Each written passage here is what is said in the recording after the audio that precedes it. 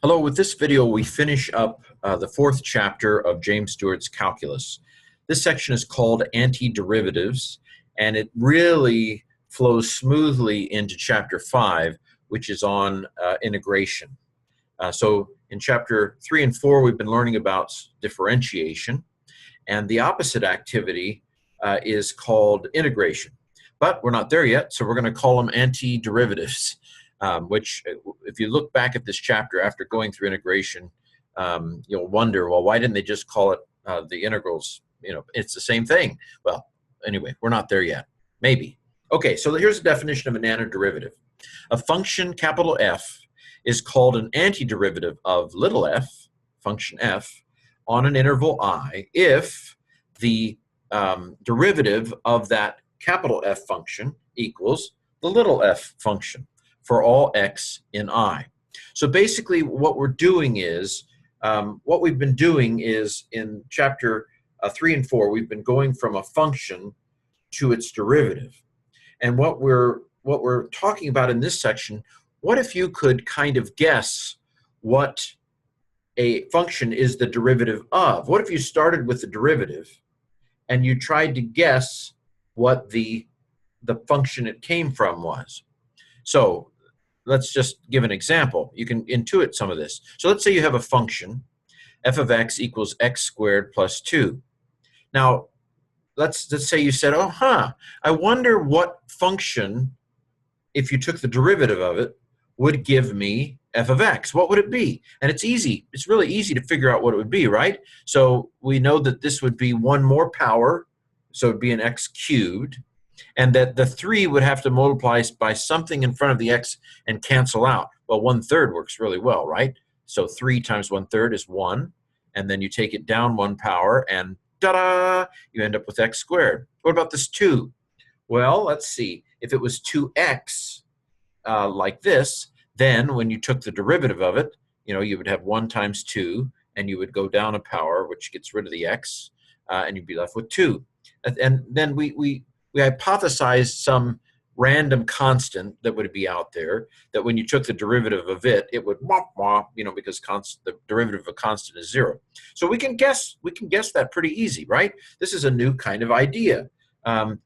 So far, all we've been doing is we've been going from this, taking the derivative of it to get this.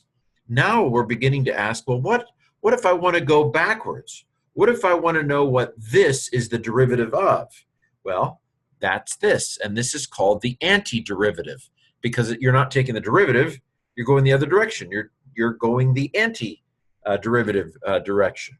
So basically, if capital F is an antiderivative of small f on an interval I, then the most general antiderivative is f of x plus a constant. Okay, where c is some arbitrary constant. Now, as you go into this section, there are lots of examples in this section, and some of them give you enough data to actually be able to figure out what the constant would be in a particular situation. So, like, if this is this and this is this, then what would that constant actually be in a specific situation? But in terms of the most general situation, we just say the antiderivative plus some constant is going to give us the most general antiderivative for some function. Okay, here's some examples. Sorry, I can't have them. I didn't figure out how to get them to come out one by one. So let's say you have a constant times a function. What would be the antiderivative? Well, it's going to be the constant times the antiderivative. Okay, yeah, because constants are constant as we do this up and down derivative, antiderivative kind of thing. What if you have the sum of two functions? Well, the antiderivative is going to be the sum of their antiderivatives. Yay! We just did an example of x to the n. What is the antiderivative of x to the n going to be? Well, it's going to take n plus 1, and then you're going to divide by n plus 1, so that when you multiply these two, it cancels out. So what's the antiderivative of cosine of x? We're asking, what is the thing that if I take the derivative of it, I get cosine of x? Well, the derivative of the sine of x is the cosine of x. So sine of x is the antiderivative of cosine. the antiderivative of the sine of x is going to have to be negative cosine of x, because the derivative of the cosine of x is the negative sine of x. And so to get the negatives to cancel out, I've got to start with a negative. Okay, see, this is just, it's fun. This is game. The calculus is fun. Going in the other direction. Now, here's some details. So we're now going to increasingly or eventually talk about equations that have a derivative in it. And so this is called a differential equation. An equation that has a derivative of a function in it is a differential equation. Remember that, because fourth semester calculus is usually a course called differential equations or something like that. Okay, can be. It was for me. Okay, so the position, here's some other stuff. This helps you with physics. You know, in physics, if you take it in high school, they don't assume that you've had calculus yet, and so they just have you memorize a bunch of formulas. You can actually derive those formulas just using calculus. So tuck this away.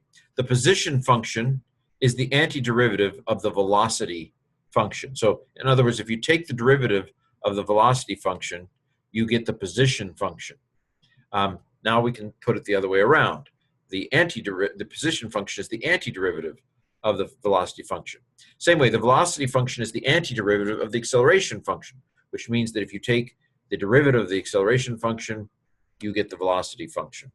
And so they do some fun with this. The whole last section, last part of this section is called rectilinear motion. They talk about projectile motion, for example, and problems that were somewhat involved in physics. If you didn't know the calculus, these equations can be somewhat involved in physics without calculus, but it seemed pretty harmless in the end of this section using calculus. Okay, one more thing that's tucked into this, not just a teeny piece of this section, and with this will be the last part of the video, is how do you graph when you don't have equations? And the claim that Stewart makes is that you can sketch the graph of an antiderivative if you have a graph of the function, especially if you have a starting point. So you need to have some kind of a the antiderivative equals this at this point. Then you can plug it in, and you can kind of get a starting point for your antiderivative graph. But basically, if the function you're trying to graph the antiderivative, when it's south of the border, when it's in negative territory, then the antiderivative is going to have a negative slope. And when the function is in positive territory, then the antiderivative is going to have a positive slope. Okay. If the function, okay, I've already said this. So if the function that you're taking the antiderivative of, or that you're drawing the graph of the antiderivative, if the function is negative, then you're going to do a negative slope for the graph of the antiderivative. If the function is positive, then you're going to do a positive slope for the graph of the antiderivative. And when your function crosses 0, that's going to be a place where your antiderivative graph has a slope of 0. So that's either going to be a maximum or a minimum. And the way you're going to decide whether it's a maximum or minimum depends on whether the slope is positive before and you know how it is before and after. That's going to help you know whether you're looking at a maximum or a minimum. But when the function crosses the x-axis, then the antiderivative graph is going to have a 0 slope because it's a maximum or a minimum. Lastly, inflection points are where the slope of the function changes from positive to negative, because the slope of the function, the derivative of the function, is the second derivative of the antiderivative. Little confusing, but they give you a nice little example of this in James Stewart. Well, this has been Antiderivatives, and we are now done with Chapter 4 of James Stewart's Calculus textbook.